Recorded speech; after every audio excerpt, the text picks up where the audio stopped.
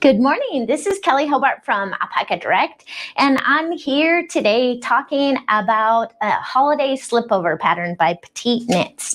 And if you look at it right here, this is what it looks like. And if you look at my sample, I am testing a new yarn, and they gave me one skein of each colorway. So Jim, can you show them what this looks like?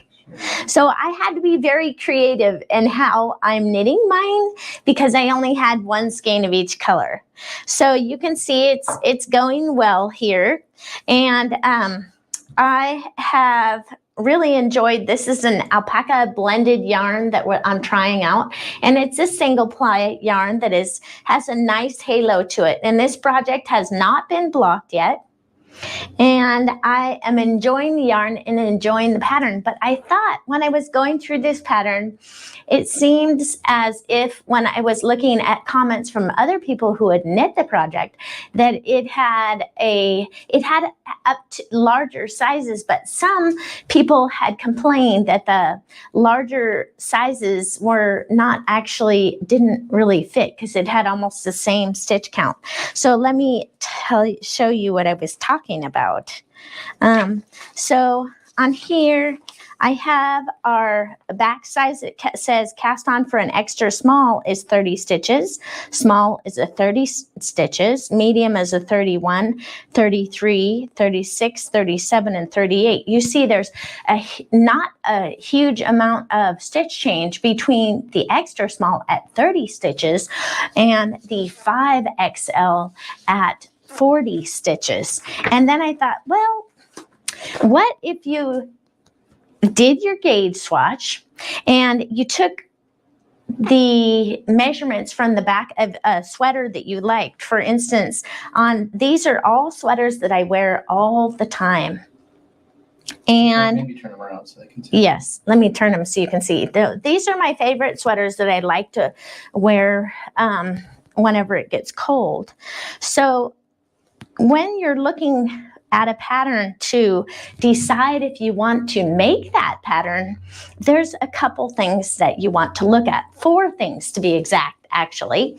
And the first thing that you want to do before you do any sweater, of course, is check your gauge with the yarn that you're going to be using. Now, when we're looking at these sweaters, you also might want to consider the types of yarn that you might use to knit your sweater. And by getting sweaters that you wear out of your closet already, you will have a great idea of what thickness of sweater that you like. If you pulled out your sweaters from the closet that you wear all the time and you notice that they're all really chunky sweaters, then a chunky sweater is what you should knit. Now, if you look at mine, these look like finer weight sweaters. They're more like maybe a DK weight or a fingering, but definitely not super, super chunky sweaters, right? So for me, I want to make a sweater that's a little lighter in weight because I know that's what I'm comfortable wearing. In other words, I might get too hot if I make it too chunky, or maybe I just don't seem to wear those sweaters because they make me look too bulky. I don't know what it is, but I do not tend to wear the really heavy weight sweaters. But if you do, that's what you should make. Now, another thing that you want to look at is the type of sweaters. Do you mind dry cleaning your sweaters or hand washing your sweaters, or must you be able to throw them in the wash machine and put them in the dryer? If you have to have yours machine washable, then of course you want to choose a superwash yarn or a machine washable yarn of some sort so that you can have them be machine washable, and that way you'll use them. And then you want to look at the actual fibers of the project that you're making, or the ones that you wear at home. Do you wear a lot of alpaca because it's very, very cold there? Maybe you live in Alaska and you're freezing, so you wear a lot of alpaca. For me, even here in Idaho, It can be cold sometimes, but I don't tend to wear the alpaca a ton unless it's on my feet, my hands, or my head.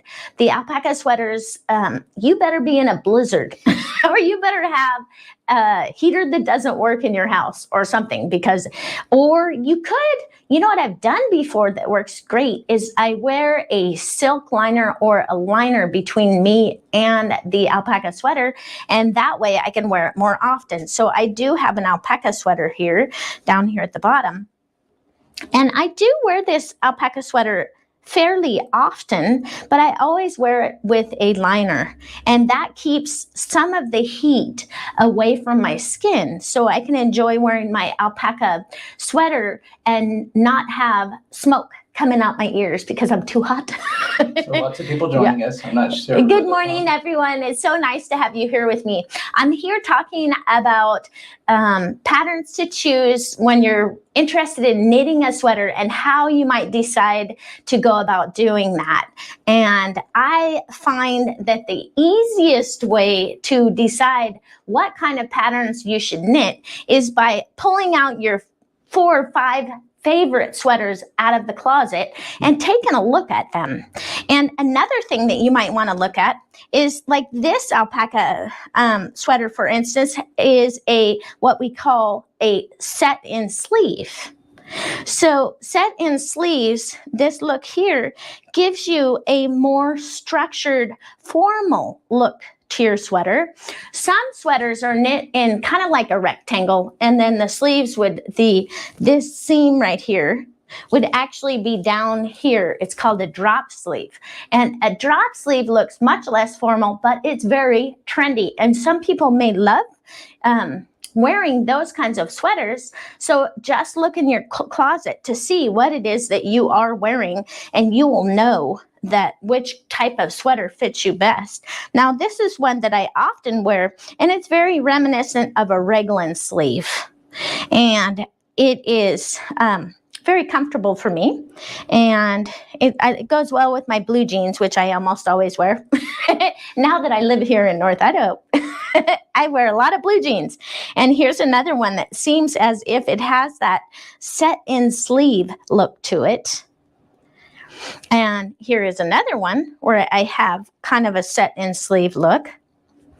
And again, here we go. That set-in sleeve look seems to be my most favorite way.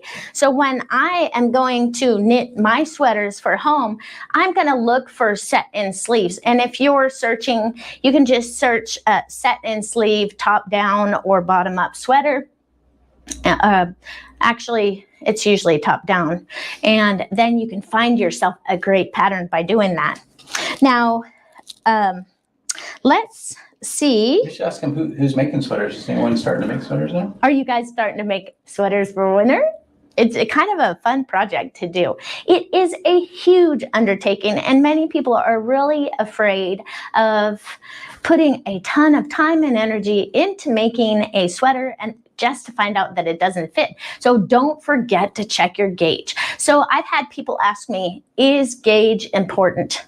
I'm here to say gauge is of utmost importance, especially on a sweater. Because if you make your sweater too small and you cannot fit it over your head, or it is so tight everywhere that you are just not comfortable wearing it, well, then you might as well reclaim that yarn and make something else with it, or make a larger size and you'll be happier. Now, on the converse side of things, if you make a sweater that's absolutely huge for you, it'll make you kind of look like a box, or it can be unflattering. It can make you look heavy, even if you're a tiny little thing. So being careful about that gauge and making a sweater that actually fits you is a wonderful thing. I totally love it when I make a sweater that actually fits. And some people don't feel comfortable with a real structured sweater, you know, so they'll just make it without decreases at the waist or something. So it just flows away from the body just a little bit. So it is not hugging your curves. Some people feel uncomfortable with that, and you shouldn't make that kind of sweater if you're not going to wear it.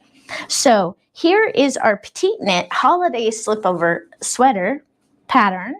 And when I knit mine, I kind of found that this pattern is better for smaller people. Unless you're willing to do that gauge swatch and cast on more stitches and then just follow the rest of the pattern as it is, you could be successful in knitting your project. But that 30 stitches across the back for some people on a 5XL or 40 stitches just may not cut it. This is what I'm talking about, this area right in here.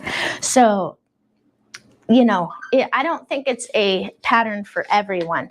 And another thought about that is, if I've paid for a pattern, even if I've paid $8 for the pattern, right? And I read through it and find out, ooh, it might not work for me. It's better to find a different pattern and start with a different pattern and have something that's going to be successful than to put tons and tons of hours into something just to be disappointed. This is not a good idea.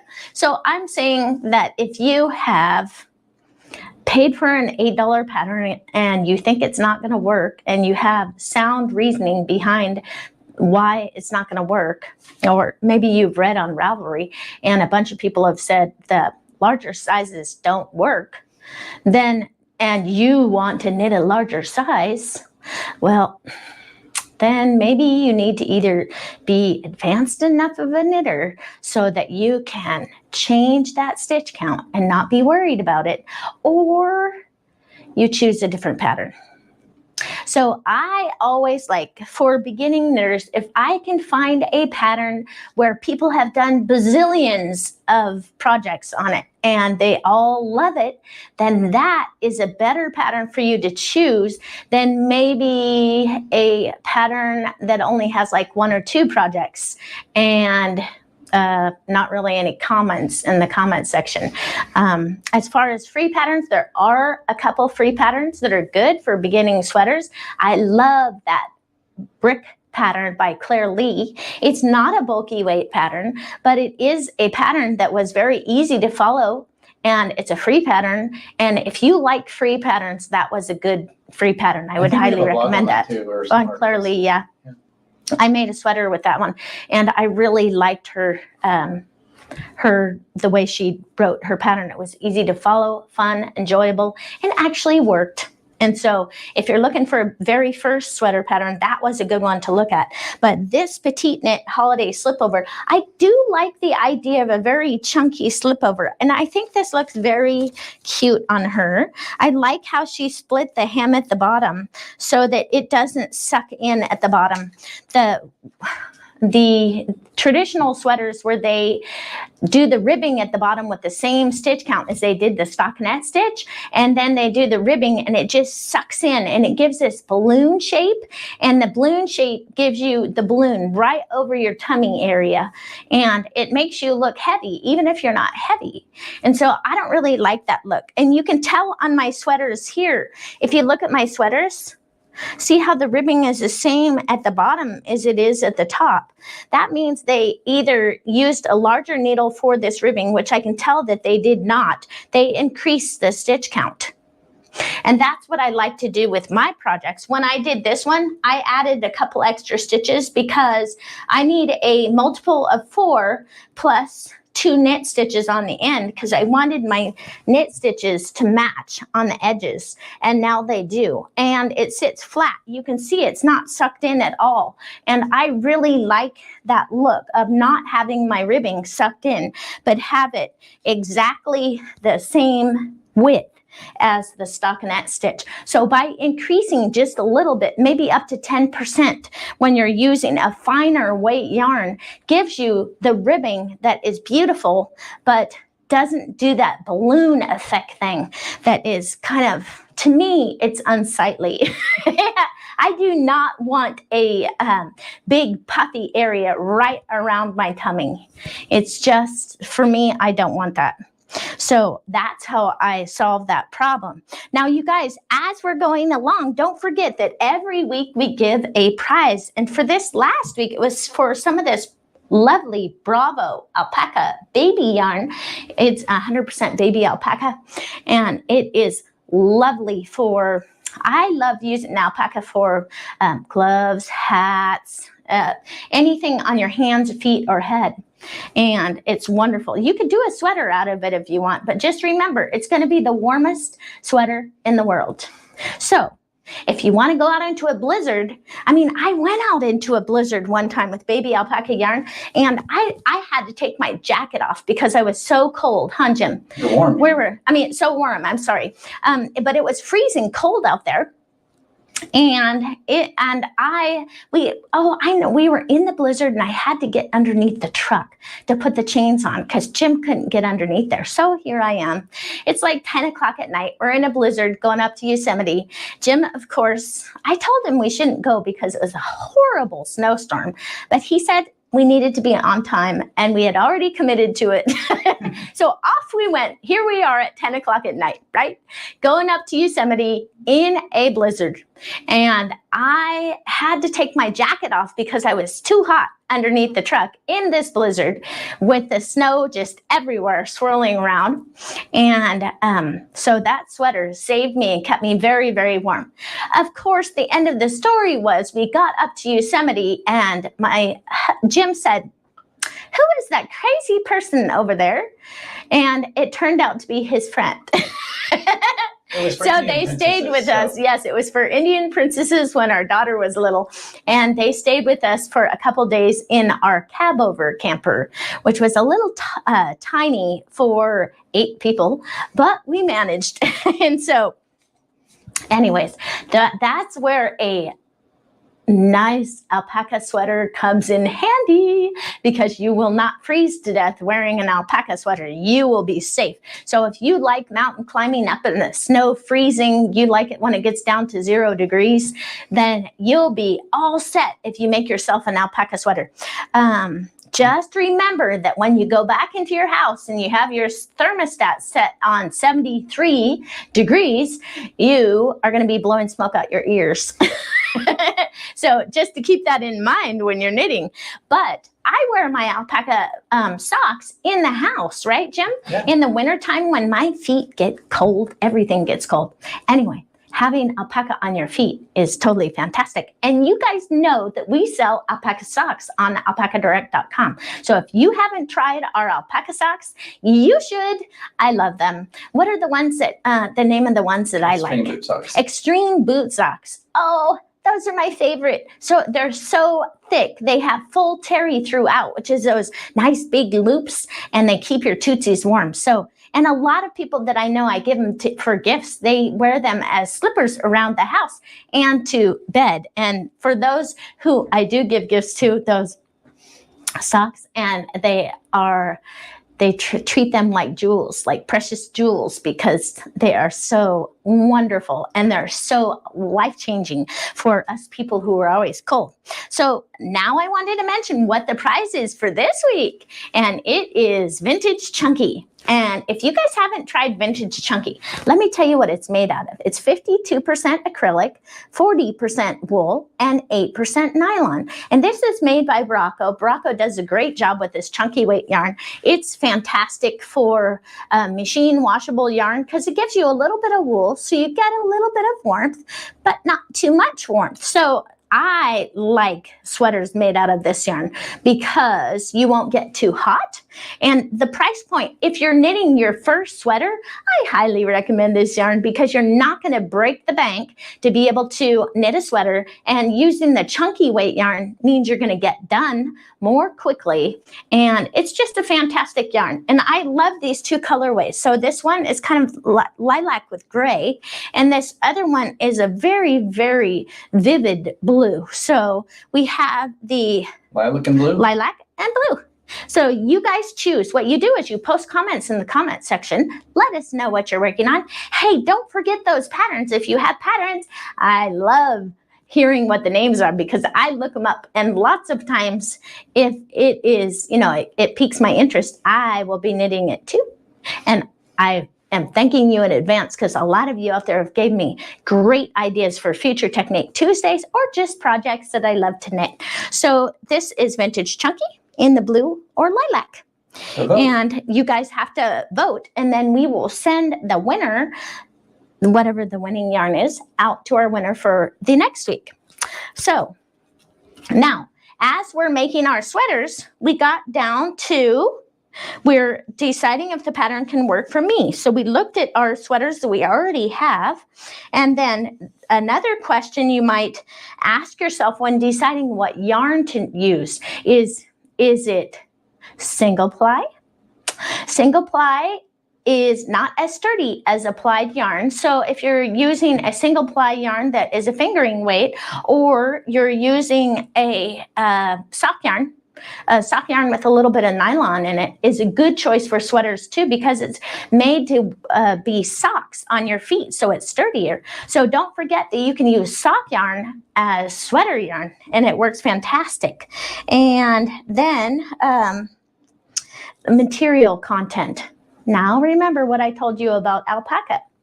Keep that in mind when you're choosing your yarns. If you need to have a special sweater that you are going to have the warmest sweater in the world, and it is going to keep you safe when you're doing extreme sports, or you're just out in the very, very cold and you want to make yourself something to keep yourself safe and protect yourself, and also have something that's very pretty. A lot of people use the alpaca yarns for color work, and it is fantastic. I love it. But it can be kind of drapey, right?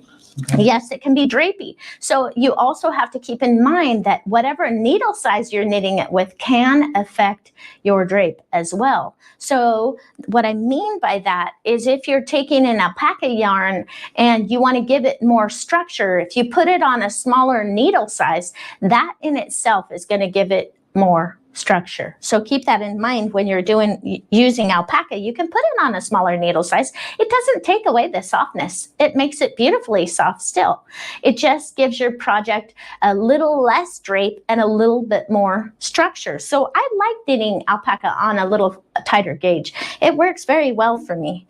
Then, yes, so we just talked about drape, and then machine washable versus dry clean. So with the baby alpaca yarns, of course, you want to wash them in the sink, hand wash them, or I send my alpaca sweaters. This alpaca sweater is more than 20 years old, and let me show you.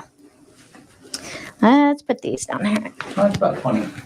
This is about 20 years old, and it has a little string hanging out there. You still wear it, right? Yes, I still wear this sweater, and it looks very good for 20 years old, and I send it to the dry cleaner. So you can just send your stuff to the dry cleaner, and some people think that that is not a great idea. I'm here to tell you it hasn't hurt my sweater at all. I don't see any problem with it. I really like it. So anyways, something to keep in mind as you're choosing yarns is whether it's machine washable or not, and how easy care it is. Also, there are some, if you choose a single ply yarn like this yarn, you can see that when I'm playing with it, you can see the halo it already has. So this yarn may peel a lot more than a plied yarn like this, for instance. See? So it does make a difference. So you need to choose what yarn is going to work best for you. Some of the patterns look better with a real halo to them.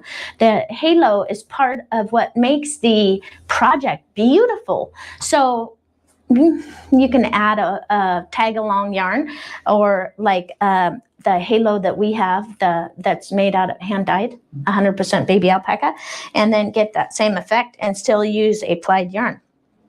Now, how to pick colors. Picking colors is always a challenge for people, but if you look in your closet and you look at the different colors, here, I'll bring these back so you can see again. If I choose colors that kind of match what I usually wear, that's the easiest way to pick your colors. If you pick colors that you already have in your closet, then at least you're going to have a selection of things that match with it. So I would look at that and look and see what you have in your closet. Tear it out. Take a look at it. It'll help you choose colors. Now, don't forget, I never brought the hand-painted yarn up here. Shucks. Anyways, when you have hand-painted yarns, and I learned this the hard way, because when I knit one of my very first sweaters, I knit it with Malabrigo Rios. And I didn't know that you should change every other row, like have 2 skeins and knit one row with one skein, the other row with the next skein. So you're alternating every other row with another skein. And then what you do is you don't knit all the way to the end. You save part of it and then you introduce those intermittently so that when you're doing your sweater and you're going all the way up to the top, you have no pooling. And what pooling is when they hand dye it, they get some maybe like a faded color section or a darker section, and it lands up all in one spot, like maybe right on your side or something. It's not an attractive look. Not good. So if you're alternating every other row, it takes that away and you can't see it. So don't forget, if you're using hand-painted yarn, especially those nice, bright, vivid, that has a bunch of different colors in it, alternate every other row. And I think you might like your project even better. I know I do. So hopefully maybe you could try that sometime and it might work for you too. Now, let's take a look at our questions and answers. Any tips, the question that the person had, do you have any tips if my sock cuffs are too loose? And she is using Jenny's surprisingly stretchy bind off. For those of you who knit your bind offs really loosely, well, Jenny's stretchy bind off can give you a very flared cuff. So all you have to do is drop down 1 needle size, and if that doesn't work, drop down 2 needle sizes, and you'll still have that nice, thick bind off, still stretchy, but not flared. So give that a go. If you drop down 1, and if that doesn't work, 2 needle sizes, and you will get perfect results, and you're gonna love that bind off because it won't look flared, but it'll still give you some stretch. And the next person asked, how important is it to get your gauge? Well, it depends on how many times you want to knit that same project. If you don't want to check, if you don't mind knitting a project twice, then don't check your gauge. But if you want it to be spot on and be perfect, checking your gauge can ensure that you will have a much better chance of having a finished project that you are proud of, and not one that you have to apologize for or one that you have to take out and knit again because it is either too big or too small. So checking gauge can make a world of difference, so that 1 hour or 1/2 hour that you use to check gauge is so worth it. I can't tell you how worth it is. Just become friends with checking gauge. You will love it. You'll love the finished outlook of your projects when they're all beautiful and they actually fit. So I'm going to talk about our winner for our prize. Show anything there? Oh yeah, yeah, right. Let's talk about this on this sweater pattern. I told you already that I had added a few extra stitches, but what I'm doing here is I'm just binding off in pattern. And if you can see loosely, you can see how the stitches just follow the ribbing along and look really nice. So I just wanted to show you a few stitches of how I'm just binding off in pattern. This is super, super simple thing to do, and I highly recommend it for you. Yes. So I just decided to bind off in pattern, and it is not any great extra learning curve here.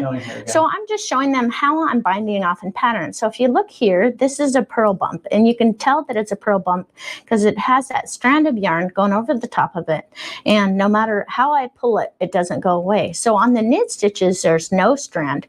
So on this first one, I would purl this one, and then I bind off one. then that's a knit stitch. Then I would knit one and bind off one. Knit another, whoops, and try not to catch your yarn, and bind off one. And then, sorry, I had to grab myself some more yarn. Purl one, and bind off one. Purl one, bind off one, knit one, bind off one. Binding off in pattern is just a little bit harder than the regular bind off, but I think it gives you better results. I think your finished product looks much better, much better. And then I wanted to show you if I have a, do you think we have a scissors here, Jim? No, sorry. Let me look and see if I have one in my bag. I wanted to show them. So I'm at my last stitch. So if I, instead of normally they would have you take your strand of yarn and pull it through here. Do you see how it gives you an extra stitch right there? That kind of looks unsightly. It just elongates that edge and makes it look unsightly. Let's see. Oh, Jim, that's wonderful. Now how do I open it up? Oh, I got it. Just all using right. My little pocket knife. Jim's letting me use his pocket knife. See, I need to carry my pocket knife. The only reason why I took it out of my pocket is that I had a pocket knife taken away from me because I'd go to the airport and they confiscate it. So here's my last stitch. So simply what I do with this is go like this. So anytime I knit and I'm doing anything, this is how I do that last stitch. Doing. See? See how that doesn't make an extra stitch out over here and it's pretty darn straight up and down? Now I can just take this and just weave it right into here. And do you see how nice that looks? So instead of taking your working yarn and threading it through that last stitch, just pull the stitch out. Go yank with your needle and pull it out, and you will have a better looking edge. But you see here on my ribbing how this ribbing is not really sucked in. When I block it, it's going to be as flat as can be, and it'll really look nice. It will not give me that balloon look on my tummy where I don't want my tummy to look bigger than it is. That would be bad. So that's how you finish that one off. So now I'm going to be knitting on the front, and then I still have to do my armholes and my neckband and weave in all those ends. And then I will be done with my holiday slipover. And it looks like this. Isn't that awesome? It's a cute little slipover pattern. I don't know if I recommend it for the larger sizes. Some people felt like the larger sizes weren't really made for larger people.